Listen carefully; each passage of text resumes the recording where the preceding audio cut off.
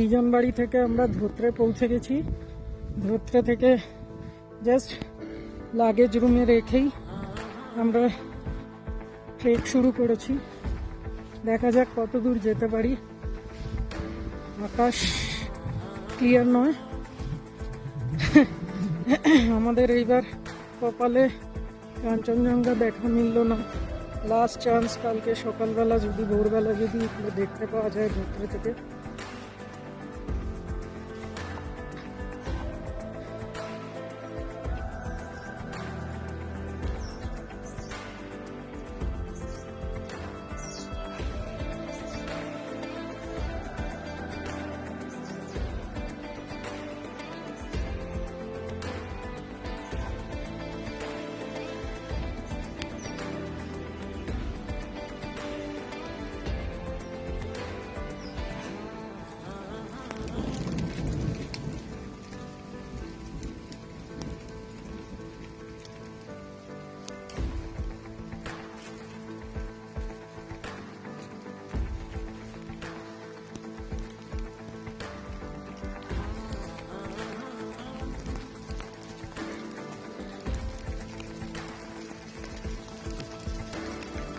এখন আমরা টংলুর পথে জঙ্গলের মধ্যে আছি।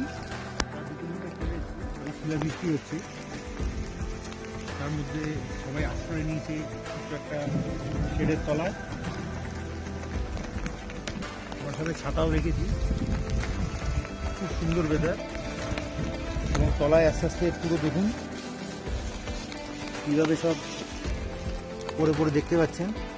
তো সাদা সাদা সাদা সাদা ভর্তি হয়ে যাচ্ছে শিলাবৃষ্টি।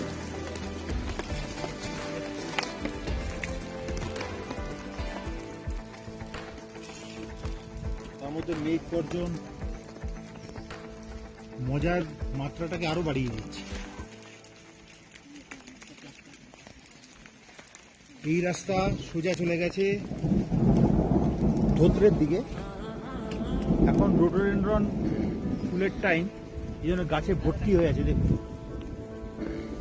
ছোট ছোট গাছ, কিন্তু কত রোডোডেনড্রন হয়ে রয়েছে, দেখতে ভীষণ সুন্দর লাগছে।